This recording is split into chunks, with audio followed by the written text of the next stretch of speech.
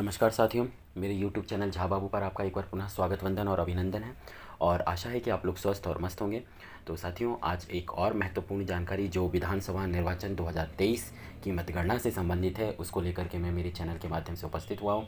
और साथियों, आज का यह जो वीडियो है या हमारा यह जो सेशन है, बहुत ही महत्वपूर्ण इसलिए है क्योंकि यह विधानसभा आम निर्वाचन 2023 में जिन भी मतदान दलों के द्वारा दिनांक 17 नवंबर को जो मतदान की प्रक्रिया संपादित की गई है, उसके पश्चात आगामी महीने अर्थात 3 दिसंबर को जो मतगणना की प्रक्रिया की जानी है या मतगणना की जानी है, उससे संबंधित यह महत्वपूर्ण वीडियो है साथियों।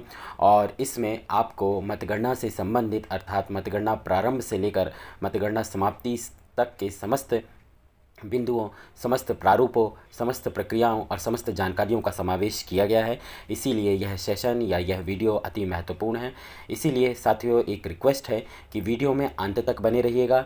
वीडियो को स्किप करने की कोशिश ना करिए या स्किप करके देखने का भी प्रयास नहीं करिएगा, क्योंकि हो सकता है बीच में कुछ ऐसी महत्वपूर्ण जानकारी या कुछ ऐसे महत्वपूर्ण बिंदु आपको बताए जाएँ जिनको आप मिस करें, और इस कारण आपको वीडियो में प्रदाय की जाने वाली संपूर्ण प्रक्रिया या जानकारी के संबंध में आपको संशय की स्थिति निर्मित हो। इसीलिए साथियों, वीडियो थोड़ा सा लंबा हो सकता है, पर वीडियो में अंत तक बने रहिएगा। और हाँ, यदि आप मेरे चैनल पर पहली बार विजिट कर रहे हैं या मेरे इस वीडियो को देख रहे हैं तो प्लीज़ चैनल को लाइक, कमेंट, सब्सक्राइब करें। साथ ही बेल आइकॉन के ऑल नोटिफिकेशन के बटन को याद से ज़रूर दबाएं, ताकि चैनल के माध्यम से अपलोड की जाने वाली तमाम सूचनाएँ, जानकारियाँ, आदेश, निर्देश आप तक तत्समय पहुंच सकें और आप उसका लाभ तो प्राप्त कर सकें साथियों। यही हमारा उद्देश्य है। तो वीडियो में आप लोगों का बहुत बहुत स्वागत है साथियों। और विशेष रूप से मध्य प्रदेश विधानसभा आम निर्वाचन 2023 के इस मतगणना दलों के प्रशिक्षण से संबंधित सेशन में आप लोगों का स्वागत, वंदन, अभिनंदन है। तो साथियों, समय को बिना गवाए आते हैं हम चर्चा के उस महत्वपूर्ण बिंदु पर। और हाँ, इस वीडियो को अपने साथियों के साथ भी अधिक से अधिक शेयर और साझा ज़रूर करिएगा साथियों। और एक महत्वपूर्ण बात यह भी है साथियों कि इसके संबंध में मैंने स्वयं यूट्यूब पर सर्च किया और यह देखने का प्रयास किया कि कहीं इससे संबंधित कोई रिलेटेड वीडियो आप लोगों के लिए उपलब्ध हो। तो साथियों, इसके संबंध में कोई भी वीडियो यूट्यूब पर मुझे प्राप्त नहीं हुआ है। जैसा कि आप लोग जानते हैं कि जो मतदान की प्रक्रिया से संबंधित वीडियो या जानकारियाँ हैं, तो उसके संबंध में तमाम वीडियो सेशंस आदि यूट्यूब पर उपलब्ध हैं, परंतु मतगणना से संबंधित साथियों मुझे कोई भी कंटेंट या वीडियो यूट्यूब पर प्राप्त नहीं हुआ है। तो इसीलिए यह जो मुख्य सेशन है साथियों, आप लोगों के लिए विशेष रूप से तैयार कर रहा हूं, इसीलिए वीडियो में अंत तक बने रहिएगा। तो साथियों, विधानसभा निर्वाचन 2023 इस मतगणना प्रशिक्षण में आप लोगों का बहुत बहुत स्वागत, वंदन और अभिनंदन है। आप लोग जैसा कि देख पा रहे हैं कि आपकी स्क्रीन पर एक पीपीटी आपके जो है वो पेज बाय पेज प्रदर्शित होगी, जिसमें आपको बिंदुवार समस्त जानकारियाँ, समस्त प्रारूपों के संबंध में, समस्त प्रक्रियाओं के संबंध में प्रदान की जाएगी। तो साथियों, प्रारंभ करते हैं हम आज का मतगणना प्रशिक्षण विधानसभा निर्वाचन 2023 से संबंधित हमारा यह सेशन।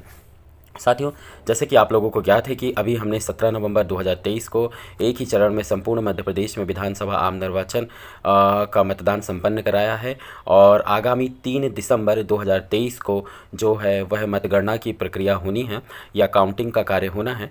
तो साथियों, गणना हॉल में प्रवेश पूर्व गणना स्टाफ हेतु सामान्य निर्देश, हम इस निर्देशों के साथ अपने इस सेशन और प्रक्रिया का प्रारंभ करेंगे, जिसमें डीईओ और आरओ अर्थात हमारी जो रिटर्निंग ऑफिसर वगैरह होंगे, उनके द्वारा जो जारी परिचय पत्र है वह आवश्यक रूप से आप अपने साथ रखें। मतगणना स्थल पर ठीक प्रातः 6 बजे पहुँचें।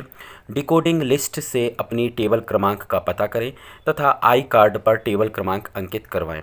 सुविधा केंद्र से अपना नियुक्ति आदेश प्राप्त करें। निर्धारित टेबल पर स्थान ग्रहण करें। मोबाइल व अन्य सामग्री साथ नहीं ले जाएं। सभी सामान फ्रिस्किंग गेट पर रखवा ली जाएगी, इसलिए इस बात का विशेष रूप से ध्यान रखें कि यदि मोबाइल या कोई इलेक्ट्रॉनिक गैजेट या कोई ऐसी वस्तु आप ले जा रहे हैं तो वह आपको अंदर या भीतर ले जाए हेतु निषिद्ध है। इसीलिए आप प्रयास यह करें कि इस तरह की सामग्री ना ले जाएं। यदि ले जाई जाती है आपके द्वारा तो वह फ्रिस्किंग गेट पर आप लोगों से सामग्री रखवा ली जाएगी। रिजर्व स्टाफ रिजर्व लॉबी में बैठेंगे। डाक मतपत्रों को गणना स्थल पर भेजना। पहला, ऐसे प्रकरण जिनमें पीवी अर्थात पोस्टल बैलेट की गणना आरओ मुख्यालय पर नहीं की जानी है, ऐसी दशा में गणना दिवस से 1 दिवस पूर्व विधानसभा से गणना स्थल पर संबंधित विधानसभा के पीवी स्ट्रांग रूम में स्थानांतरित किए जाएंगे। दूसरा, उक्त प्रक्रिया के संबंध में आरओ द्वारा अभ्यर्थियों को लिखित में सूचना दी जाएगी।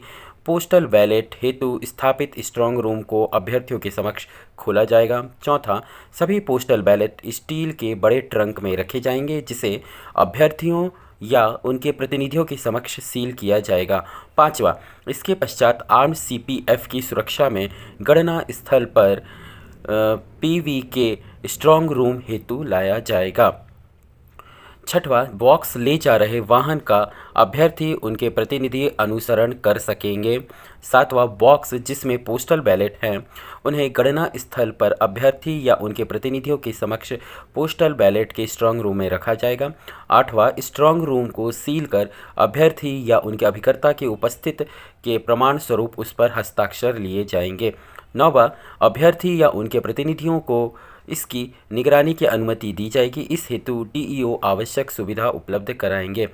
संपूर्ण प्रक्रिया की वीडियोग्राफी की जाएगी। 11वां, गणना दिवस पर आरओ स्ट्रांग रूम खोलेंगे तथा सभी पोस्टल बैलेट एवं फैसिलिटेशन सेंटर पर डाले गए पीवी के रजिस्टर के भाग को गणना टेबल पर लाएंगे। गणना पूर्व पोस्टल बैलेट की संख्या का मिलान। फैसिलिटेशन सेंटर से प्राप्त बड़े लिफाफों को खोलकर उनकी संख्या का रजिस्टर के संबंधित पेज से मिलान किया जाएगा। गणना पूर्व उक्त टैली से अभ्यर्थियों अभिकर्ताओं को अवगत कराया जाएगा। इसी प्रकार पीवीसी एवं डाक से प्राप्त डाक मतपत्रों की संख्या भी अभ्यर्थियों या उनके अभिकर्ताओं को प्रदर्शित की जाएगी। साथियों, इसमें एक प्रारूप है जिसमें बड़ा लिफाफा होगा, इसमें आपको फॉर्म 13C और कवर बी, इसी प्रकार घोषणा फॉर्म 13A और छोटा लिफाफा जिसमें फॉर्म 13B और कवर ए रहेगा, जिसका प्रारूप आपको क्रमशः यह नीचे प्रदर्शित हो रहा है। इस तरह से यह होगा साथियों। इसी प्रकार जो प्रारूप 13G है साथियों, जिसका लिफाफा जो नमूना प्रारूप आपके सामने प्रदर्शित हो रहा है वह इस प्रकार से होगा। इसी प्रकार आप देखेंगे जब आप आपका जो लिफाफा खोलेंगे साथियों, उसमें से इस प्रकार की सूचनाएं निकलेगी, जिसमें से लिफाफा 13G, प्रारूप 13K, प्रारूप 13ख। और साथियों, यहाँ पर विशेष रूप से यह बात उल्लेखनीय है कि अलग अलग प्राप्त नहीं होने पर अस्वीकृत। इसी प्रकार साथियों, 13G लिफाफा खोले जाने पर उसमें से आपको यह जो निर्वाचक है या जिनके द्वारा पोस्टल बैलेट से अपने मतदान का प्रयोग किया गया है उनकी घोषणा का प्रारूप 13K और उसमें जो अंदर उसका लिफाफा है 13ख वह प्राप्त होगा। और जो 13K है साथियों, उसे आपको जांच करनी है, जिसमें निम्नानुसार निर्देश दिए गए हैं कि पहला 13ख लिफाफे में दर्ज मतपत्र का क्रमांक और 13K में दर्ज मतपत्र का क्रमांक एक ही हो। प्रारूप 13K में घोषणा विधिवत रूप से हस्ताक्षरित की गई हो, सक्षम अधिकारी द्वारा अनुप्रमाणित किया गया हो। साथियों, अब बारी आती है जो प्रातःकाल में डाक मतपत्रों की गणना या पोस्टल बैलेटों की गणना से संबंधित। आरओ की टेबल पर पहले डाक मतपत्रों की गणना प्रारंभ की जाएगी। डाक मतपत्र की गणना में केवल उन्हीं डाक मतपत्रों को सम्मिलित किया जाएगा जो गणना प्रारंभ हेतु निर्धारित समय से पूर्व प्राप्त हो गए हैं। डाक मतपत्रों की गणना प्रारंभ करने के समय आरओ, एफसी एवं पोस्ट से प्राप्त डाक मतपत्रों के लेटेस्ट अकाउंट से ऑब्जर्वर को अवगत कराएंगे। आरओ द्वारा काउंटिंग सुपरवाइजर, एमओ एवं असिस्टेंट को गणना हेतु पोस्टल बैलेट सौंपने से पूर्व मतदाताओं की घोषणा 13A की संवीक्षा की वैधता के बारे में समझाएंगे। आरओ को यह सुनिश्चित करना चाहिए कि एआरओ तथा अकाउंटिंग सुपरवाइजर द्वारा घोषणा की संवीक्षा में असामान्य विलंब नहीं करना चाहिए। त्रुटिपूर्ण घोषणा के आधार पर निरस्ती योग्य पाए गए पीवी की घोषणा का आरओ द्वारा पुनर्सत्यापन कर उनकी निरस्ती पर निर्णय किया जाएगा। प्रेक्षक डाक मतपत्रों की गणना प्रक्रिया की नज़दीक से निगरानी रखेंगे, विशेषकर 13A की संवीक्षा पर। प्रेक्षक अपनी रिपोर्ट में गणना हेतु प्राप्त डाक मतपत्रों की संख्या, गणना प्रक्रिया, टेबलों की संख्या तथा डाक मतपत्रों की गणना में लगे समय का उल्लेख करेंगे। गणना प्रारंभ होने के समय के उपरांत प्राप्त 13C को नहीं खोला जाएगा और इन्हें गणना में सम्मिलित नहीं किया जाएगा। उस पर प्राप्ति का दिनांक व समय लिखकर पृथक बड़े लिफाफे में रखकर उस पर विवरण दर्ज कर उन्हें पृथक रख दिया जाएगा। निर्धारित समय तक प्राप्त डाक मतपत्रों को गणना में सम्मिलित किए जाएं। डाक मतपत्रों की गणना के दौरान निम्न बिंदु या चरण का सतर्कतापूर्वक पालन किया जाए। समय पर प्राप्त लिफाफे बी प्रारूप 13C बारी बारी से खोलना, लिफाफा बी खोलने पर दो दस्तावेज जिसमें इसमें होने चाहिए। पहला प्रारूप 13A में निर्वाचक की घोषणा और दूसरा लिफाफे ए जिसमें प्रारूप 13B या मतपत्र का लिफाफा होगा। लिफाफा ए मतपत्र का लिफाफा 13B खोलने से पूर्व घोषणा प्रारूप 13A की जांच की जाएगी। लिफाफा ए मतपत्र का जिसमें छोटा लिफाफा प्रारूप 13B होता है, खोलने से पूर्व निम्न कारणों से मतपत्र खारिज हो जाएगा। यदि कवर ए फॉर्म जिसमें 13C रहता है अंदर घोषणा नहीं पाई जाती है, घोषणा 13A पर मतदाता के या सक्षम अधिकारी द्वारा प्रमाणन स्वरूप हस्ताक्षर नहीं किए गए हैं या अन्य सारभूत प्रकार की कमी है, मतपत्र का क्रमांक 13A तथा लिफाफा ए फॉर्म जिसमें 13B पर भिन्न भिन्न है। नोट, इन्हें खारिज श्रेणी में रखने से पूर्व आरओ घोषणा का पुनर्सत्यापन करेंगे। कोई डाक मतपत्र केवल इस आधार पर खारिज नहीं किए जाएंगे कि घोषणा 13A पर अनुप्रमाणनकर्ता अधिकारी की सील नहीं लगी है।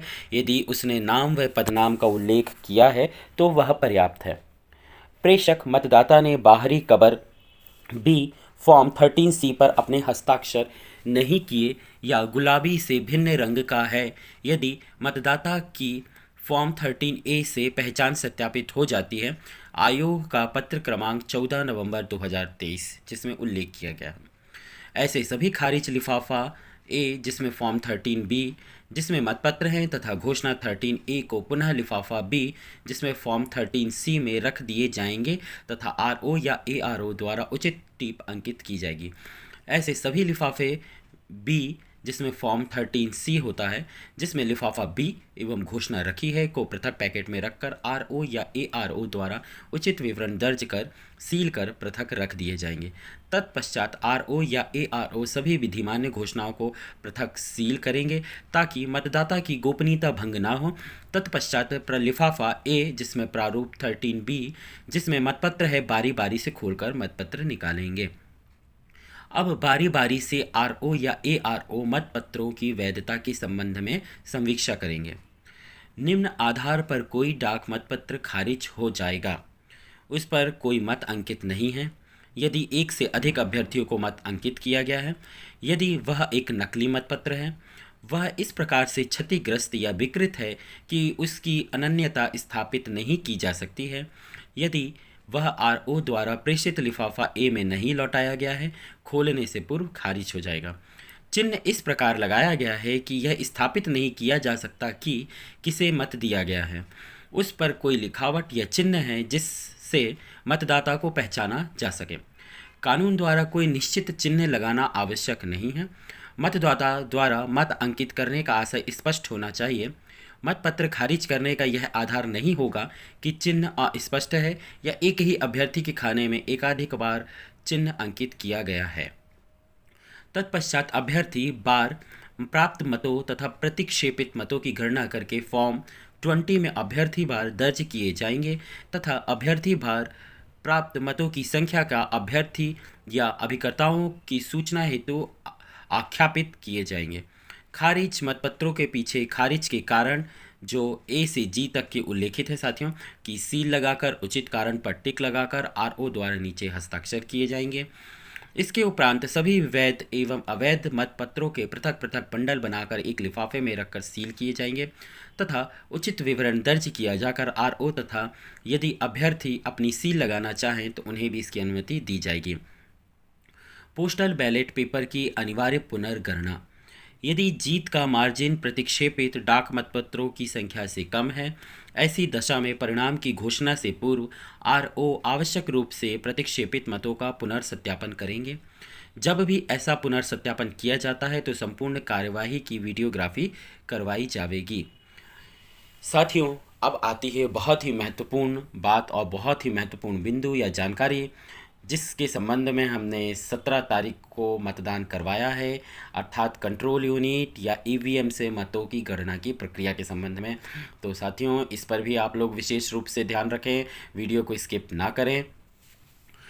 मतगणना के लिए निर्धारित समय से 30 मिनट उपरांत ईवीएम से मतगणना प्रारंभ की जाएगी। निम्न परिस्थितियों में ईवीएम से मतों की गणना निर्धारित समय पर प्रारंभ की जाए। यदि निर्वाचन क्षेत्र में कोई पोस्टल बैलेट नहीं है, लोकसभा क्षेत्र की अन्य विधानसभा खंड जहां डाक मतपत्रों की गणना नहीं होना है। मतगणना के समय परिणाम सुनिश्चित करने हेतु केवल सीयू गणना टेबल पर लाई जाएगी। अतः मतों की गणना हेतु केवल सीयू तथा या कंट्रोल यूनिट तथा गणना परिणाम पत्र प्रारूप 17C भाग 1 गणना टेबल पर लाए जाएंगे। साथियों, जैसा कि आप लोगों को पूर्व में ज्ञात होगा कि जब भी हमने मतदान का कार्य करवाया है तो जो अभ्यक अभिलिखित मतों का लेखा या प्रारूप 17C या प्रारूप 17G होता है, जिसकी एक एक प्रति मतदान की समाप्ति के उपरांत हम उपस्थित अपने मतदान केंद्रों पर मतदान अभिकर्ताओं या एजेंटों को एक एक प्रति उनके हस्ताक्षर के उपरांत देते हैं, वह उसका प्रारूप भाग 1 होता है। अर्थात जो हमारा प्रारूप 17G है अभिलिखित मतों का लेखा, उसका भाग 1 होता है। और जब मतगणना की बारी आती है या मतगणना दिवस पर उसी प्रारूप 17C या 17G जो अभिलिखित मतों का लेखा होता है उसके भाग 2 में इसकी प्रविष्टि मतगणना दिवस को की जाती है। परंतु हमारे कुछ ऐसे साथी भी होते हैं साथियों जो मतदान दिवस पर ही प्रारूप 17C या 17G के भाग 1 एवं भाग 2 को भर देते हैं, जो अनुचित अथवा गलत होता है। इसलिए इस बात का विशेष रूप से ध्यान रखें कि जो आपके द्वारा मतदान दल के द्वारा जो प्रारूप 17C मतदान अभिकर्ताओं को उपलब्ध करवाया गया है और ईवीएम के साथ जो स्ट्रांग रूम में सुरक्षित रखा गया है उसके भाग 1 की प्रविष्टि मतदान दिवस के दिन होती है, और जो भाग 2 होता है वह मतगणना दिवस के उस दिवस के दिन ही उसमें प्रविष्टि की जाती है। साथियों, गणना टेबल पर सीयू का आवंटन। विभिन्न गणना टेबलों पर सीयू का आवंटन मतदान केंद्रों के सरल क्रमांक से किया जाएगा। जैसे टेबल क्रमांक 1 पर मतदान केंद्र क्रमांक 1 की सीयू, टेबल क्रमांक 2 पर मतदान क्रमांक 2 की सीयू, इसी प्रकार आगे बढ़ते क्रम में। अगले राउंड की सीयू गणना टेबल पर तभी लाई जाएगी जब सारणीकरण उपरांत शीट पर आरओ एवं ऑब्जर्वर के हस्ताक्षर हो जाएं। आरओ उस राउंड के परिणाम की घोषणा कर दें तथा परिणामों को गणना हॉल में ब्लैक एंड व्हाइट बोर्ड पर टीवी पर प्रदर्शित कर दिया जाए। राउंड वार परिणाम प्रदर्शित करने हेतु राउंड की संख्या तथा अभ्यर्थियों के नाम पूर्व से मुद्रित कर लिए जाए।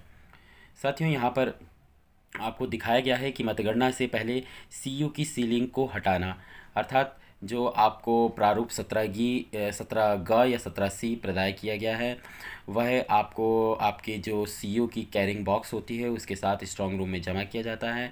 तो किस प्रकार से आपको उसको अनसीलिंग ऑफ सीयू बिफोर काउंटिंग कैसे करना है साथियों, तो यहाँ पर आपको उसका एक नमूना प्रारूप प्रदर्शित हो रहा है। आप उसका सूक्ष्मता, बारीकी और गहनता से अध्ययन कर लें। सीयू के कैरिंग केस से सील हटाना। साथियों, कैरिंग केस पर आप लोगों को जैसा कि ज्ञात है कि जब भी हम सामग्री जमा करते हैं उस समय उसमें एड्रेस टैग के द्वारा उसे सील चपड़ा करके उसकी सील की जाती है कैरिंग केस बॉक्स की। तो यहाँ पर आप सील जांच लें कि जो आपको सीयू या कैरिंग केस बॉक्स उपलब्ध करवाया जा रहा है वह आपको उपलब्ध कराए जा रहे या आपको जो जानकारी उपलब्ध कराई गई है उसके अनुसार उसी मतदान केंद्र से संबंधित है। ब्लेड से उस धागे को सावधानीपूर्वक काटें, धागा केस से अलग करें। साथियों, इस प्रकार केस को आप सावधानीपूर्वक खोलें और सीयू जो है साथियों या जो हमारी कंट्रोल यूनिट या जो हमारी मशीन है को केस से बाहर निकालें। इस प्रकार साथियों, अब जब आप मशीन को निकाल करके आपको जो भी मतगणना टेबल उपलब्ध कराई गई है उस पर मशीन को रखें। और यहाँ पर आप देख पा रहे हैं कि साथियों हमको मशीन की सीलिंग के समय एक हरित पत्र मुद्रा या पेपर सील उपलब्ध कराई गई थी, जिस पर उस मतदान केंद्र के पीठासीन अधिकारी, उपस्थित एजेंटों के द्वारा या अन्य मतदान कर्मियों के द्वारा हस्ताक्षर किए गए थे। वह उससे संबंधित है, उस पर उसका सीरियल क्रमांक भी अंकित होता है। इसका भी आप एक बार जांच कर लें साथियों। यहाँ पे नमूना प्रारूप आपको उपलब्ध कराया जा रहा है, इस हेतु आप इसका भी अवलोकन कर लें। इस प्रकार साथियों, अब आप देख रहे हैं कि जो हमारा कंट्रोल यूनिट का रिज़ल्ट सेक्शन होता है जिसमें बाहर का जो सबसे बॉक्स का कवर होता है जिसको हमने अपने एड्रेस टैग से सील किया होता है पीठासीन अधिकारी द्वारा, उस एड्रेस टैग की डोरी को काटना है।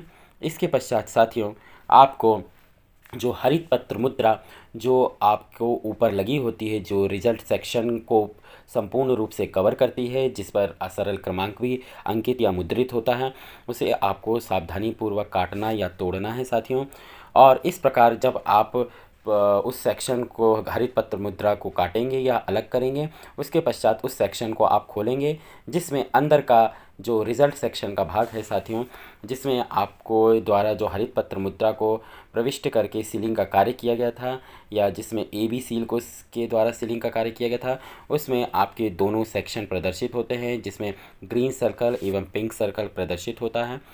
और इसी प्रकार साथियों फिर अब परिणाम प्राप्त करने की प्रक्रिया प्रारंभ होती है। साथियों, CU से परिणाम प्राप्त करने से पूर्व गणना अधिकारी निम्न बातें सुनिश्चित करेंगे। CU का unique ID, green people seal का प्रारूप 17C से सत्यापन करें, अर्थात जो आपको अभिलिखित मतों का लेखा या प्रारूप 17 17C प्रदान किया गया है, उसके भाग 1 में उसकी प्रविष्टि होगी, उसका आप मिलान करें कि आपको जो कंट्रोल यूनिट प्रदाय की गई है उसमें उसकी यूनिक ID या उसका ID नंबर या कंट्रोल यूनिट का क्रमांक वही है, साथ ही उसमें जो ग्रीन पेपर सील का क्रमांक अंकित किया गया वह भी उसमें वही है। यदि कोई लिपि की त्रुटि है तो रजिस्टर से मिलान करें कि उस मतदान केंद्र पर कौन से नंबर की पेपर सील दी गई है। CU की पेपर सील तथा परिणाम खंड का बाहरी कवर खोलने पर स्पेशल टैग अक्षुण्ण है की पुष्टि करें। साथियों, हम लोगों को स्पेशल टैग प्रदान किया जाता है, जिससे हम उस रिज़ल्ट सेक्शन को कवर करते हुए जो हमारा क्लोज बटन होता है उसको भी कवर करते हैं। किसी शंका की दशा में RO को रिपोर्ट करें। तत्पश्चात कंट्रोल यूनिट का स्विच ऑन कर प्रदर्शन को पूरा होने दें। कंट्रोल यूनिट का टोटल बटन दबाकर CU द्वारा प्रदर्शित कुल मत तथा मतपत्र लेखा प्रारूप 17C 17G के भाग 1 के मद क्रमांक 6 में दर्शित मतों की संख्या में साम्य है तो आगे की निम्न कार्यवाही करें। परिणाम प्राप्त करने हेतु ग्रीन पेपर सील को फाड़ें तथा परिणाम खंड का एड्रेस टैग हटाएं व परिणाम खंड को खोलें तथा आंतरिक द्वारा खोले बिना ग्रीन पेपर सील को हटाए बिना रिज़ल्ट बटन दबाएं, जैसा ऊपर वाला बटन जिसे होता है साथियों जो रिज़ल्ट का बटन होता है, और नीचे वाले बटन पर साथियों प्रिंट लिखा होता है, तो हमें ऊपर वाले बटन को दबाना है जिस पर क्लियर अंग्रेजी भाषा में RESULT रिज़ल्ट लिखा होता है। साथियों, जब हम रिज़ल्ट बटन को दबाएंगे तो कुछ इस प्रकार से डिस्प्ले हमारे सामने प्रदर्शित होगा, जैसा कि आप लोगों के सामने एक नमूना के बतौर प्रदर्शित हो रहा है। यह साथियों ऑथेंटिक या वास्तविक प्रदर्शन नहीं है, यह सिर्फ आपकी जानकारी के लिए एक नमूना प्रारूप के रूप में प्रदर्शित किया जा रहा है। इसे वास्तविक ना माने, वास्तविक परिणाम या वास्तविक प्रदर्शन इससे भिन्न होगा। CU के डिस्प्ले पैनल पर प्रारंभिक सूचनाओं के प्रदर्शन के बाद अभ्यर्थी बार डाले गए मतों का प्रदर्शन प्रारंभ होगा। गणना सहायक CU को इस प्रकार उठाकर रखेगा कि प्रदर्शित मतों को गणना पर्यवेक्षक, माइक्रो ऑब्जर्वर तथा गणना एजेंट देख सके। एजेंट यदि चाहे तो प्रक्रिया को दोहराया जा सकता है। CU द्वारा प्रदर्शित परिणाम को प्रारूप 17C भाग 2 में अभ्यर्थीवार तथा नोटा को प्राप्त मतों को दर्ज कर लेने के उपरांत CU को पावर ऑफ कर ग्रीन पेपर सील तथा एड्रेस टैग CU के साथ कैरिंग केस में रखकर सीलिंग उद्देश्य से भेज दी जाएगी। साथियों, यहाँ पर आप लोगों को कंट्रोल यूनिट के जो प्रदर्शन खंड या डिस्प्ले सेक्शन है, इसमें किस किस प्रकार से कौन सी जानकारियाँ प्रदर्शित होगी उसका एक नमूना उपलब्ध कराया जा रहा है। इस बात को मैं पुनः दोहराना उचित समझता हूँ साथियों कि यह एकमात्र नमूना प्रारूप है, इसे वास्तविक ना माने। वास्तविक प्रदर्शन या वास्तविक डिस्प्ले इससे भिन्न होगा, जो मतगणना दिवस के दिन उपलब्ध होगा या मतगणना दिवस के दिन आप लोग इसके संबंध में रूबरू होंगे। यह सिर्फ नमूना प्रारूप है। इसी प्रकार साथियों, आप लोगों को कैसे एंट्री करनी है इसके संबंध में भी यहाँ पर एक नमूना प्रारूप है कि कैंडिडेट 1 के सामने उसके मतों का आपको उल्लेख करना है, इसी प्रकार कैंडिडेट 2 के सामने, 3 के सामने, और जितने भी अभ्यर्थी नोटा लगाकर हैं उनके सामने प्रत्येक अभ्यर्थीवार आपको उनके प्राप्त वैध मतों को यहाँ पर लिखना है। यदि CU से परिणाम प्रदर्शित नहीं होता है तो पावर पैक बदले, फिर भी परिणाम नहीं आता है तो उसे पुनः कैरिंग केस में रखकर RO की अभिरक्षा के सौंप देंगे। ऐसे प्रकरण में सभी CU से मतों की गणना पूर्ण होने के बाद संबंधित वीवीपैट पर्चियों की गणना कर परिणाम प्राप्त किया जाएगा। यदि मतदान समाप्ति उपरांत क्लोज बटन नहीं दबाया गया है तो टोटल बटन दबाकर CU में टोटल मत देखे जाएंगे। यदि CU के टोटल से 17C के टोटल का मिलान होता है तो क्लोज बटन दबाकर परिणाम प्राप्त किए जाएंगे। यदि CU के टोटल से 17C के टोटल का मिलान नहीं होता है तो CU को कैरिंग केस में रखकर RO की अभिरक्षा में सौंप देंगे। मॉक पोल डेटा डिलीट नहीं किया जाना या वीवीपैट से पर्चियों का नहीं हटाया जाना या सीयू तथा 17C के वोटों का मिलान ना होने के प्रकरण। साथियों, कुछ विशेष परिस्थितियां हमारी निर्मित हो सकती हैं जिसमें यहाँ पर उल्लेख किया गया है। उस संबंध में हम लोगों को क्या क्या कार्रवाइयाँ करनी हैं, तो इससे संबंधित यहाँ पर बिंदुओं का उल्लेख किया गया है। ऐसे पूर्व से पहचाने गए प्रकरणों की मतदान दिवस को या मतदान के अगले दिन P+1 समीक्षा के दौरान सूची मतगणना से पूर्व अभ्यर्थियों को दी जाएगी तथा ऐसी सीयू गणना हेतु टेबल पर नहीं लाई जाएगी। उस राउंड में वह टेबल खाली रहेगी। पोस्टल बैलेट की गणना चरणों को ध्यान दिए बिना सीयू से गणना का क्रम जारी रखा जा सकता है, अर्थात पेनल्टीमेट राउंड नहीं रोका जाएगा। गणना की सत्यता हेतु क्रॉस चेक का उपाय अपनाने हेतु सामान्य प्रेक्षक प्रत्येक राउंड की गणना उपरांत रैंडमली चयनित 2 सीयू का परिणाम अतिरिक्त गणना स्टाफ के माध्यम से अनुलग्नक 56 में प्राप्त करेंगे। यदि टेबल से प्राप्त परिणाम तथा अतिरिक्त गणना स्टाफ द्वारा लिए गए परिणाम में विसंगति पाई जाती है, तब प्रेक्षक द्वारा निम्न कार्य किए जाएंगे। उस राउंड की सभी टेबल के परिणाम को सीयू में पुनर्सत्यापन करेंगे। त्रुटिकर्ता अधिकारी को गणना से हटाकर रिजर्व से अन्य अधिकारी को उस टेबल पर लगाया जाएगा तथा दोषी अधिकारी के विरुद्ध गंभीर अनुशासनात्मक कार्यवाही की जाएगी। इस बात का विशेष रूप से ध्यान रखें साथियों, यह मतगणना विधानसभा निर्वाचन से जुड़ी हुई महत्वपूर्ण प्रक्रिया है। इसे बहुत ही सावधानी पूर्वक आप लोगों को करना है। इसमें किसी भी प्रकार की त्रुटि आप लोगों के शासकीय सेवा में बाधा उत्पन्न करने के लिए पर्याप्त है। और इसके संबंध में यदि आप लोगों के द्वारा कोई त्रुटि या कोई ऐसी गंभीर अनियमितता या कोई गलती की जाती है तो उसके विरुद्ध आप लोगों के अनुशासनात्मक कार्रवाई की जाएगी, जिसका परिणाम आपको बाद में भुगतना पड़ेगा। ऐसे स्टाफ द्वारा गणना के पूर्व राउंड में दिए गए परिणामों को परीक्षक की उपस्थिति में पुनः जांच की जाएगी तथा जहां आवश्यक होगा नई सीट तैयार की जाएगी। गणना फॉर्म 17C भाग 2 को पूर्ण करना। साथियों, जो हमारा अभिलिखित मतों का लेखा प्रारूप 17G या 17C होता है, उसके भाग 2 को किस प्रकार से पूर्ण करना है उसकी जानकारी यहाँ पर है। प्रारूप 17C भाग 2 में प्रत्येक सीयू मतदान केंद्र का अभ्यर्थीवार परिणाम लिखकर टेबल के काउंटिंग सुपरवाइजर द्वारा नीचे पेन से लिखा जाएगा। हम यह प्रमाणित करते हैं कि सीयू क्रमांक इतने इतना वही हैं जो मतदान केंद्र क्रमांक इतने इतने पर उपयोग की गई थी। उपरोक्त लाइन पेन से लिखने के उपरांत गणना टेबल पर उपस्थित अभ्यर्थी या अभिकर्ताओं के हस्ताक्षर प्राप्त किए जाएंगे। इसके उपरांत CS हस्ताक्षर करेंगे। 17C भाग 2 कार्बन लगाकर 2 प्रतियों में तैयार किया जाएगा ताकि दोनों प्रतियों में किसी प्रकार की विसंगति ना रहे। मूल प्रति RO या ARO को कंप्यूटिंग हेतु दी जाएगी तथा दूसरी प्रति RO के हस्ताक्षर उपरांत फोटोकॉपी हेतु भेजी जाएगी। ये फोटोकॉपियाँ गणना टेबल पर उपस्थित एजेंट्स को दी जाएगी। नोट: 17C भाग 2 पर पहले एजेंट के हस्ताक्षर लिए जाएंगे, उसके बाद काउंटिंग सुपरवाइजर हस्ताक्षर करेंगे। 17C भाग 2 की द्वितीय ओरिजिनल कार्बन प्रति टेबल के काउंटिंग सुपरवाइजर को संबंधित टेबल पर लौटा दी जाएगी। गणना समाप्ति उपरांत काउंटिंग सुपरवाइजर द्वारा इन्हें एक लिफाफे में रखकर संबंधित ROA या ARO को लौटा दिया जाएगा। लिफाफे पर निम्न विवरण अंकित किए जाएंगे: गणना परिणाम 17C भाग 2 की द्वितीय प्रति, टेबल क्रमांक इतना, कुल राउंड की संख्या खाली स्थान, गणना सुपरवाइजर का नाम खाली स्थान। इस लिफाफे को RO द्वारा सील कर अन्य दस्तावेजों के साथ पृथक से रखा जाएगा। साथियों, इसमें कुछ विशेष प्रारूप आपको यहाँ पर दिख रहे हैं, जिसमें अनुलग्नक 54 या प्रारूप 17G भाग 2 मतगणना का परिणाम यह किस प्रकार से प्रदर्शित होगा। चूँकि आपने इसका पूर्व में अवलोकन कर चुके होंगे, पुनः आपके सूचना या सुलभ संदर्भ हेतु यहाँ पर प्रारूप उपलब्ध है साथियों कि निर्वाचन क्षेत्र खाली स्थान से मध्य प्रदेश के विधानसभा निर्वाचन क्षेत्र के लिए निर्वाचन, मतदान केंद्र का क्रमांक और नाम खाली स्थान, मतदान केंद्र में प्रयुक्त नियंत्रण इकाई की पहचान संख्या। इसमें सरल क्रमांक, अभ्यर्थी का नाम, नियंत्रण इकाई पर प्रतिशत मतों की संख्या, भाग 1 के मद 5 के अनुसार कटौती किए जाने वाले परीक्षण मतों की संख्या और विधि मान्य मतों की संख्या। फिर लास्ट में आपको उसका टोटल या योग लिखना है। क्या ऊपर दर्शित मतों की संख्या भाग 1 की मद 6 के सामने दर्शित मतों की कुल संख्या से मेल खाती या समान है, या उन दोनों योगों में कोई विभेद दर्शित होता है, हाँ या नहीं। इसी प्रकार स्थान, दिनांक, मतगणना पर्यवेक्षक के हस्ताक्षर और उनका नाम यहाँ पर लिखना है।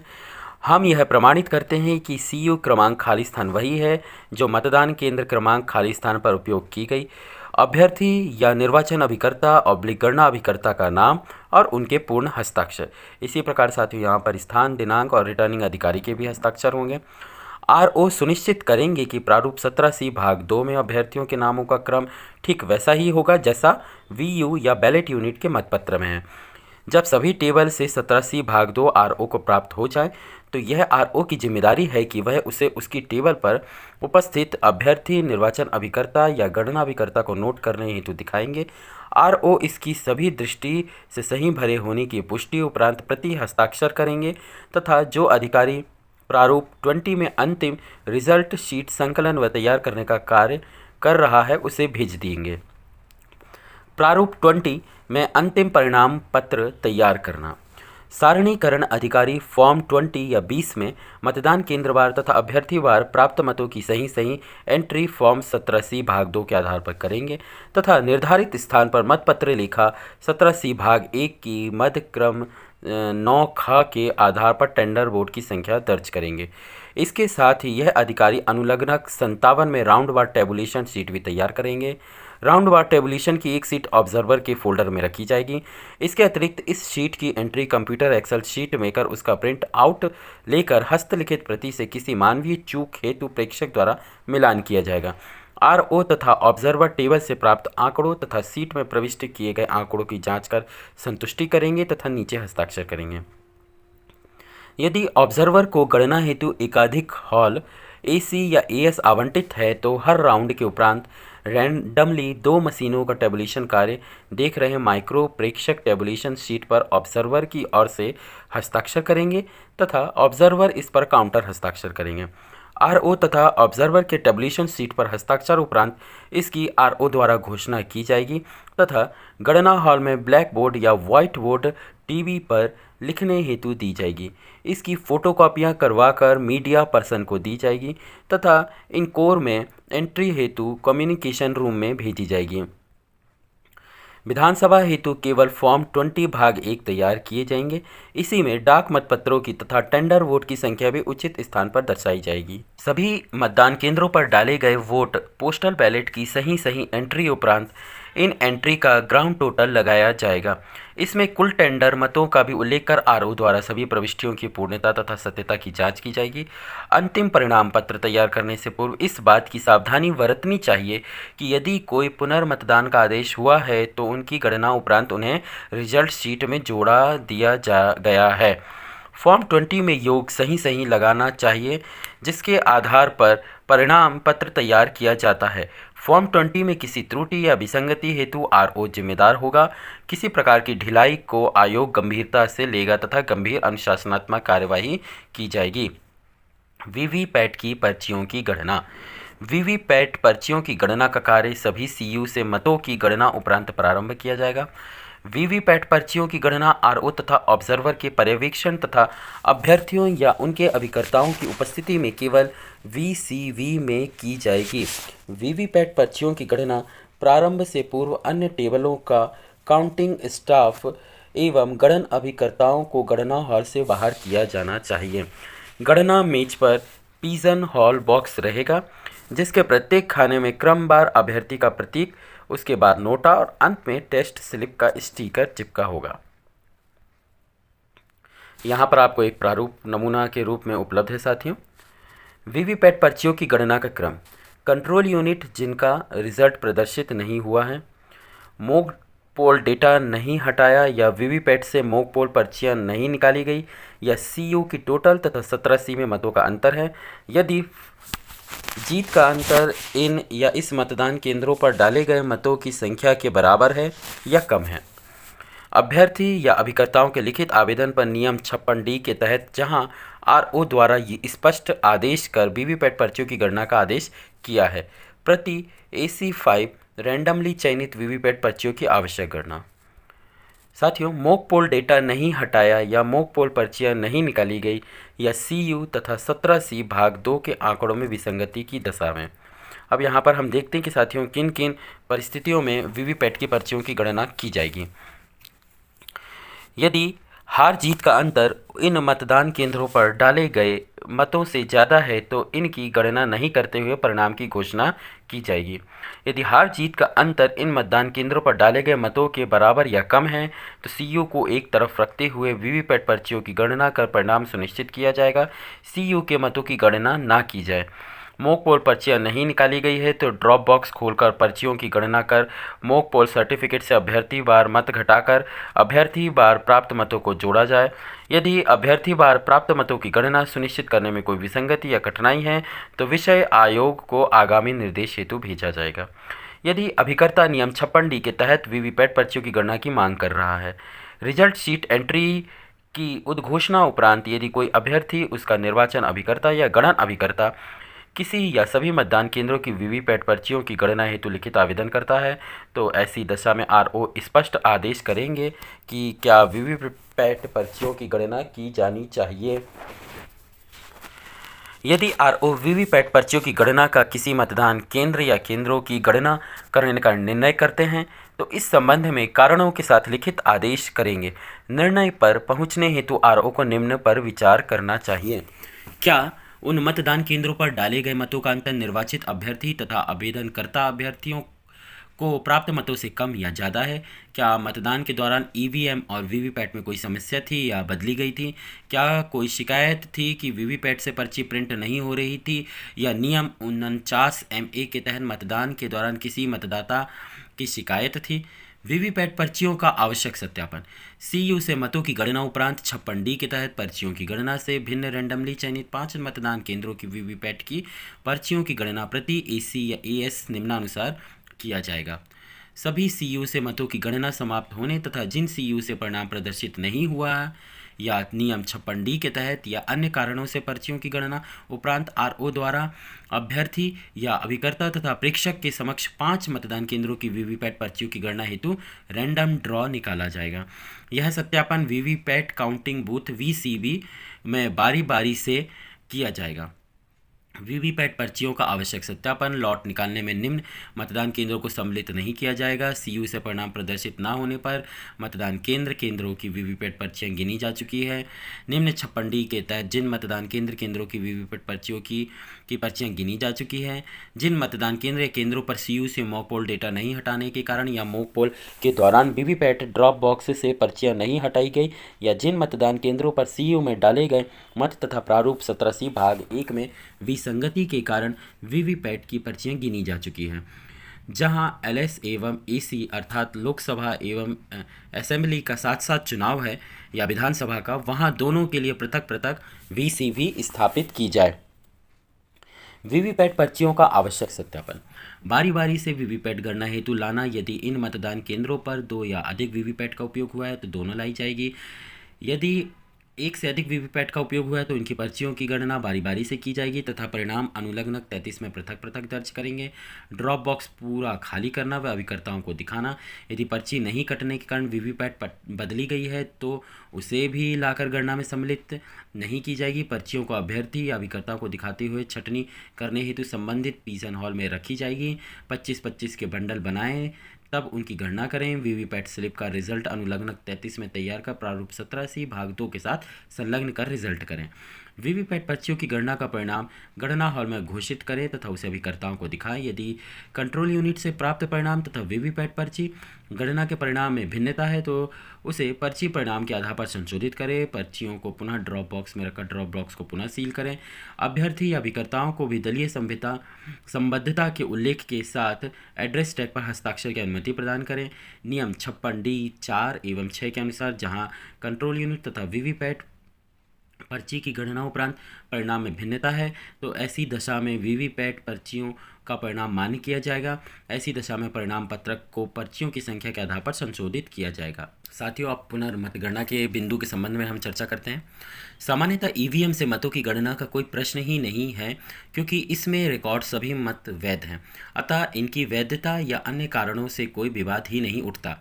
जब गणना पूर्ण हो जाए और फॉर्म 20 में अंतिम गणना परिणाम पत्र तैयार हो जाए तब आरओ प्रत्येक अभ्यर्थी को प्राप्त मतों की घोषणा करेंगे। तब RO 1-2 मिनट के लिए रुकेंगे। यदि इस अवधि में कोई अभ्यर्थी या उसकी अनुपस्थिति में निर्वाचन अभिकर्ता या कोई गणन अभिकर्ता पुनर्मतगणना के लिए कहता है तो उसे RO पुनर्मतगणना का आवेदन प्रस्तुत करने हेतु समय निश्चित करेंगे।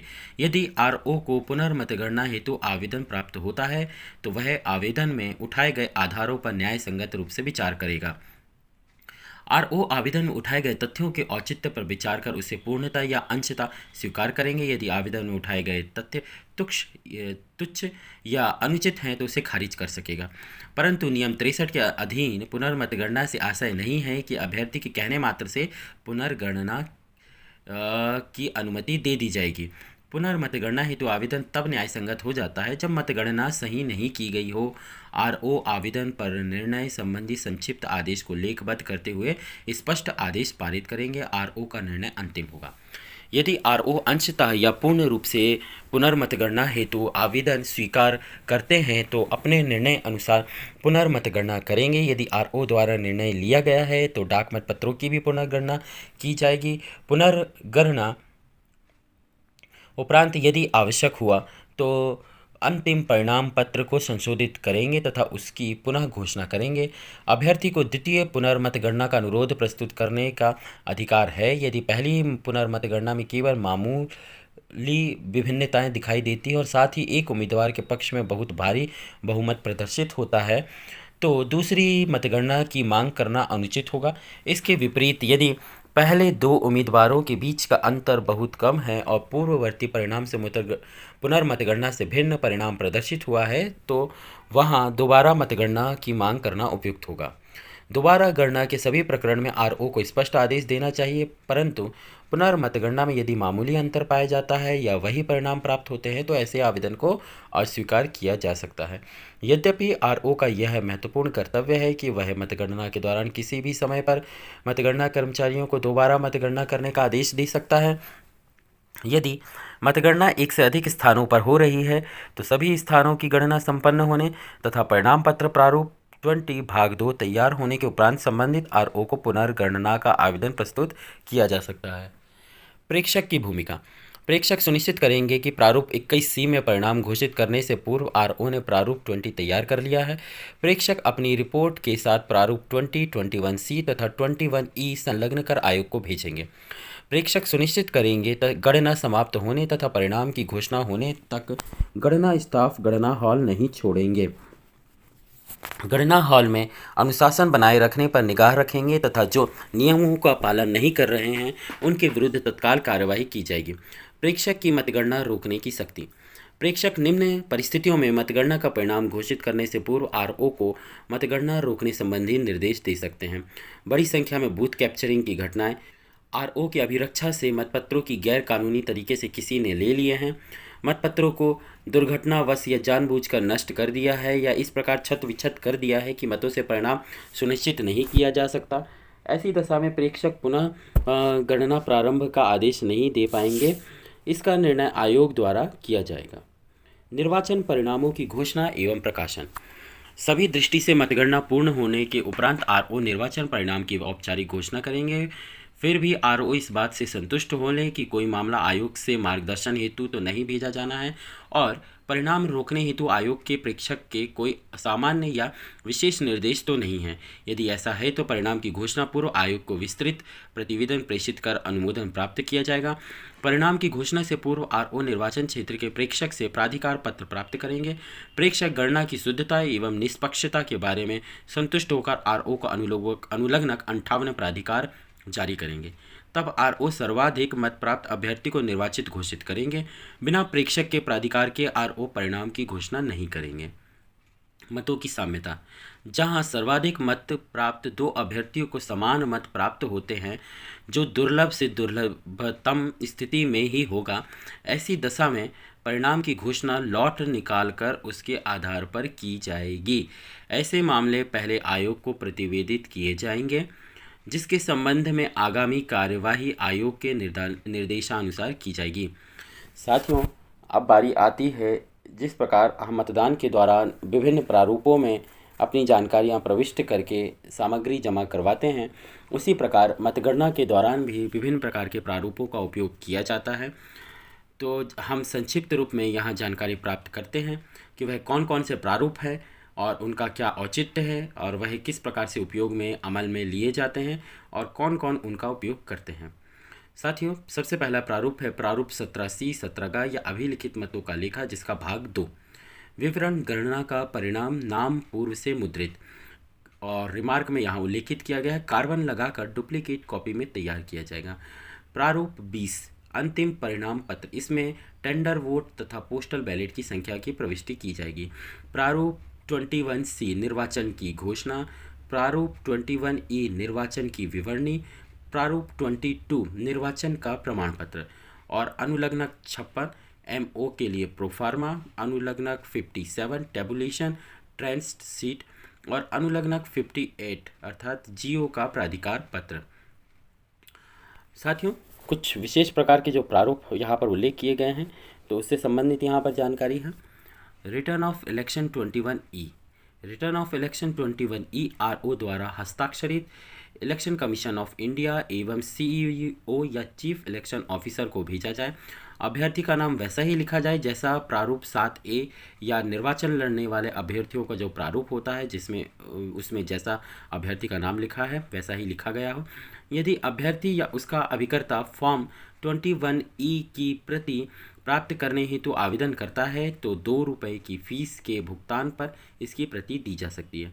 फॉर्म 22 में निर्वाचन का प्रमाण पत्र प्रदाय करना, परिणाम की घोषणा उपरांत तत्काल अभ्यर्थी को प्रारूप 22 में प्रमाण पत्र प्रदाय करते हुए 2 प्रतियों में पावती ली जानी चाहिए। यदि अभ्यर्थी मौजूद नहीं है तो उसके द्वारा लिखित में प्राधिकृत व्यक्ति जिसे RO जानते हैं उसे प्रदाय करते हुए अभ्यर्थी के हस्ताक्षर युक्त पावती प्राप्त करेंगे। उक्त पावती 1 या 2 दिन में प्राप्त कर तत्काल CEO को भेजी जाएगी, जिसकी अभ्यर्थी को शपथ प्रतिज्ञान के समय आवश्यकता होगी। परिणाम की घोषणा उपरांत निम्न जानकारी CEO को भेजी जाए। फॉर्म का नाम, साथियों यहाँ पर कुछ विशेष प्रारूप उपलब्ध कराए गए हैं, जैसे प्रारूप 21G हिंदी में जो 4 प्रतियों में होगा साथियों, जिसमें परिणाम की घोषणा के तत्काल उपरांत मेल से हार्ड कॉपी विशेष वाहक से या विशेष वाहन से। इसमें जो प्रारूप 21C है वो अंग्रेजी में होगा, यह भी 4 प्रतियों में। प्रारूप 21D हिंदी में जो 4 प्रतियों में होगा और प्रारूप 21E अंग्रेजी में यह भी 4 प्रतियों में होगा साथियों। और इसी प्रकार फॉर्म 20 अंतिम परिणाम पत्र मतदान केंद्रवार जो 2 प्रति में और फॉर्म 20 राउंड बार यह भी 2 प्रतियों में होगा साथियों। इसी प्रकार निर्वाचन प्रमाण पत्र की जावती 2 प्रति में, इंडेक्स कार्ड 2 प्रति में, रिटर्निंग अधिकारी की रिपोर्ट यह भी 2 प्रति में और निरस्त मतपत्र 2 निरस्त किए हुए मतपत्र इसकी भी 2 प्रतियों में तैयार की जाएंगे। अभ्यर्थी का नाम एवं दलीय संबद्धता प्रारूप 17 के अनुरूप ही लिखा जाएगा। साथियों, अब बारी आती है पोस्ट काउंटिंग सीलिंग, अर्थात जो हमारी मतगणना उपरांत EVM या VVPAT तथा अन्य दस्तावेज होते हैं उन्हें सील करने की प्रक्रिया के संबंध में। मतगणना की घोषणा उपरांत CU का पावर पैक निकालकर CU को कैरिंग केस में रखकर एड्रेस टैग लगाकर सील किया जाएगा। VVPAT ड्रॉप बॉक्स की पर्चियाँ निकालकर काले लिफाफे में सील बंद की जाएंगी। एक VVPAT की पर्चियाँ एक लिफाफे में रखी जाएंगी। इन लिफाफों पर निर्वाचन का विवरण, निर्वाचन क्षेत्र क्रमांक, मतदान केंद्र क्रमांक, मतदान व मतगणना की तिथि अंकित की जाएगी। सभी लिफाफों को एक ट्रंक में रखकर ट्रंक को सील बंद किया जाएगा। ट्रंक के ऊपर अंतर वस्तुओं का विवरण चस्पा किया जाएगा। काले लिफाफे पर आयोग की गोपनीय सील लगाई जाएगी, पिंक पेपर सील नहीं।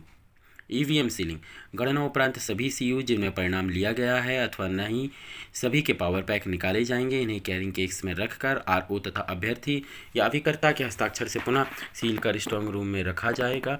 मतगणना उपरांत गणना दिवस पर EVM VVPAT पर्चियों के पैकेट तथा पैकेट क्रमांक 1 से 4 तक पर RO के हस्ताक्षर से सील किए जाएंगे तथा अभ्यर्थी या अभिकर्ता की भी सील पर हस्ताक्षर लिए जाएंगे। VVPAT पर्ची को ड्रॉप बॉक्स से निकालना, परिणाम की घोषणा उपरांत VVPAT जिनकी गणना की गई अथवा नहीं की पर्चियां निकाली जाएगी। इसे तो निम्न प्रक्रिया अपनाई जाएगी। वीवीपैट की पर्चियां खाली करने तथा सीलिंग करने वाले अधिकारी जो स्ट्रांग रूम में प्रवेश कर रहे हैं उनकी डीएफएमडी से जांच की जाएगी। साथ ही गणना हॉल में प्रवेश एवं निर्गम पर सभी व्यक्तियों के जेब की अच्छी तरह से जांच की जाएगी। मतदान केंद्र पर बॉक्स की सभी पर्चियां निकालकर काले लिफाफे में रखी जाएगी। यदि किसी की पर्चियां पृथक पृथक लिफाफे में रखी जाएगी, इसके पश्चात लिफाफों को आयोग की सीक्रेट सील का उपयोग करते हुए चपड़ी से सील किए जाएंगे। लिफाफों पर जो विवरण अंकित किया जाना है साथियों वह निम्न प्रकार से होगा। निर्वाचन का नाम, विधानसभा का क्रमांक एवं नाम, मतदान केंद्र का विवरण, सीयू का यूनिक सरल क्रमांक, वीवीपैट का यूनिक सरल क्रमांक, मतदान की तिथि, मतगणना की तिथि। उक्त प्रक्रिया अभ्यर्थी और उनके अधिकृत प्रतिनिधि के साथ ही की जाएगी तथा प्रत्येक लिफाफे पर उनके हस्ताक्षर लिए जाएंगे। सभी काले लिफाफों को ट्रंक में रखे जाएंगे और ट्रंक को आयोग की सीक्रेट सील व चपड़ी से सील किया जाएगा। बक्से पर निम्न विवरण लिखा जाएगा। मतदान दिवस की वीवीपैट स्लिप्स, निर्वाचन का नाम, विधानसभा का क्रमांक एवं नाम, मतदान की तिथि, मतगणना की तिथि। नोट: इसी प्रकार मॉब पोल पर्चियों को भी पृथक ट्रंक में रखा जाएगा। उपरोक्त ट्रंक को लिफाफा क्रमांक 1 से 4 तक पृथक पृथक पैकेट हेतु पृथक पृथक ट्रंक वाले ट्रंक्स के साथ रखा जाएगा तथा निर्वाचन संचालन नियम 1961 के नियम 94 में उल्लेखित प्रक्रिया से किया जाएगा। यदि कोई ईपी है तो ईपी निपटारे तक संरक्षित रखा जाएगा। वीवीपैट पर्चियां निकाले जाने के बाद वीवीपैट को विहित वेयर हाउस में रखा जाए। इन्हें ईवीएम वाले स्ट्रांग रूम में नहीं रखा जाए। संपूर्ण प्रक्रिया उच्च गुणवत्ता वाले सीसीटीवी वीडियोग्राफी तथा आरओ या एआरओ के पर्यवेक्षण में संपन्न की जाएगी। वीडियोग्राफी सीसीटीवी रिकॉर्डिंग की 2 कॉपियां तैयार की जाएगी। एक कॉपी निर्वाचन अभिलेखों के साथ व दूसरी डीईओ के पास रखी जाएगी। आयोग के उक्त निर्देशों के पालन में किसी चूक हेतु आरओ एआरओ जिम्मेदार होंगे। एक बार पुनः सुनिश्चित किया जाए कि वीवीपैट के भंडारण हेतु पूर्व थर्मल, पेपर रोल और पावर पैक निकाल लिए गए हैं। कागज पत्रों को सील करना। पैकेट क्रमांक 1 से 4 को आयोग की दोहरी भाषा वाली गोपनीय सील से सील किया जाएगा। इन्हें स्टील ट्रंक में रखकर प्रत्येक प्रकार के पैकेट हेतु पृथक पृथक ट्रंक डबल लॉक लगाया जाएगा। आरओ सुनिश्चित करेंगे आयोग की गोपनीय सील केवल लिफाफे पर लगाई जाएगी, ट्रंक के तालों पर नहीं। आयोग की गोपनीय सील निर्देशित प्रक्रियानुसार आयोग को लौटा दी जाएगी। पैकेट क्रमांक 5 एवं 6 पर आयोग की गोपनीय सील नहीं लगाई जाएगी।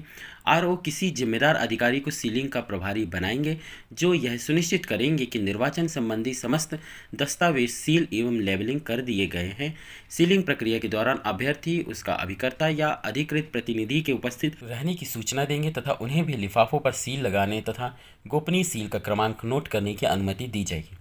मतगणना उपरांत ईवीएम या वीवीपैट अन्य दस्तावेज डीईओ की अभिरक्षा में सौंपना।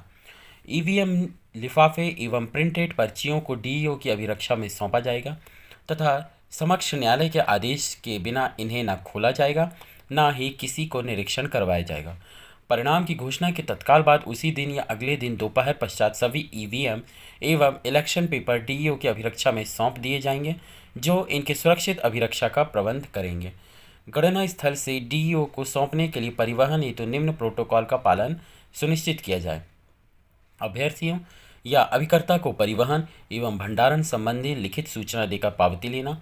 सीएपीएफ की सुरक्षा में परिवहन तथा वीडियोग्राफी करवाना। अभ्यर्थियों को वाहनों के अनुसरण की अनुमति देना। ईवीएम, वीयू एवं सीयू का भंडारण। विधानसभा क्षेत्रवार जिला स्तरीय स्ट्रांग रूम में पृथक पृथक भंडारण। ईपी समाप्ति तक किसी भी स्थिति में 2 एसी की ईवीएम एक स्ट्रांग रूम में न रखी जाए। ईवीएम स्ट्रांग रूम में अन्य निर्वाचन दस्तावेज न रखे जाएं। जिला स्ट्रांग रूम के तालों पर अभ्यर्थी या उनके एजेंट या प्राधिकृत प्रतिनिधि अपना सील लगाना चाहें तो उनको इसकी अनुमति दी जाए। वीवीपैट का भंडारण। वीवीपैट को पृथक कक्ष हॉल में डबल लॉक में रखी जाए। इन्हें ईवीएम वाले स्ट्रांग रूम में ना रखा जाए ताकि इनका भविष्य में उपयोग किया जा सके। ईवीएम या इसके एजेंट या प्राधिकृत प्रतिनिधि यदि तालों पर सील लगाना चाहे तो उन्हें इसकी अनुमति दें। वीवीपैट स्लिप एवं इलेक्शन पेपर्स का भंडारण। पैकेट 1 से 4 तक तथा वीवीपैट स्लिप के पैकेट के सभी ट्रंक ट्रेजरी में रखे जाएं। पैकेट 5 व 6 में भविष्य में उपयोग हेतु पृथक कक्ष में रखे जाएं।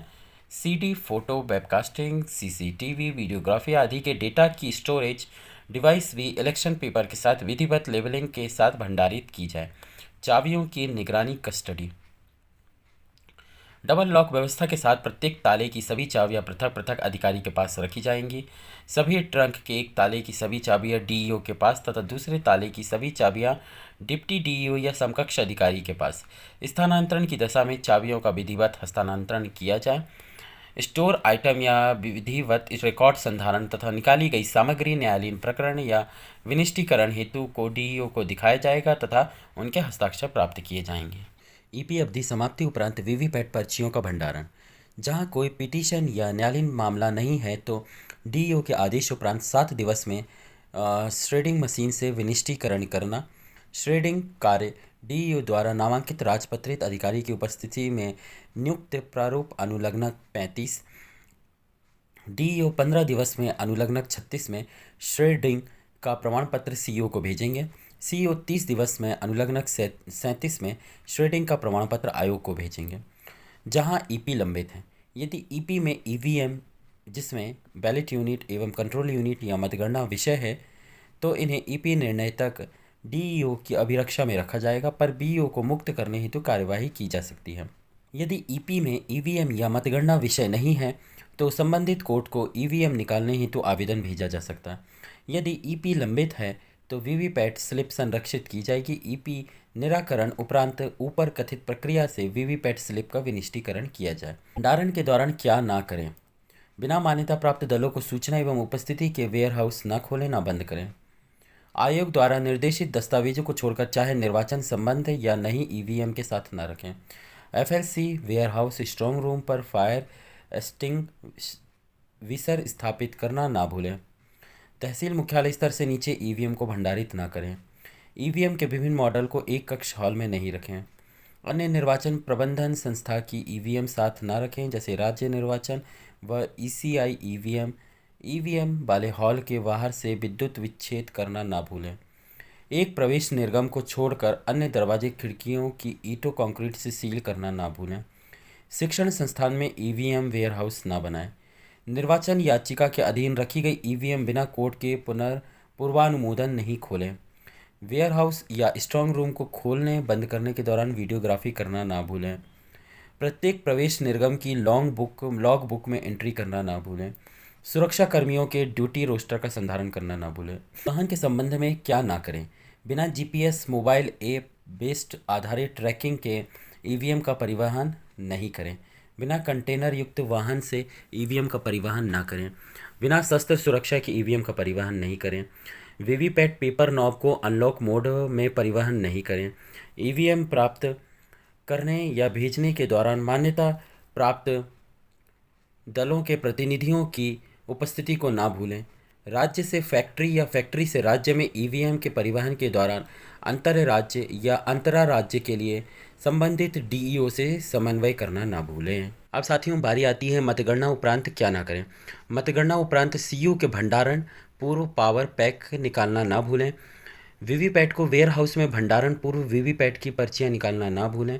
ईपी अवधि समाप्त होने तक स्ट्रांग रूम नहीं खोलें जब तक संबंधित उच्च न्यायालय तथा सीईओ से ईपी सूची प्राप्त ना हो जाए।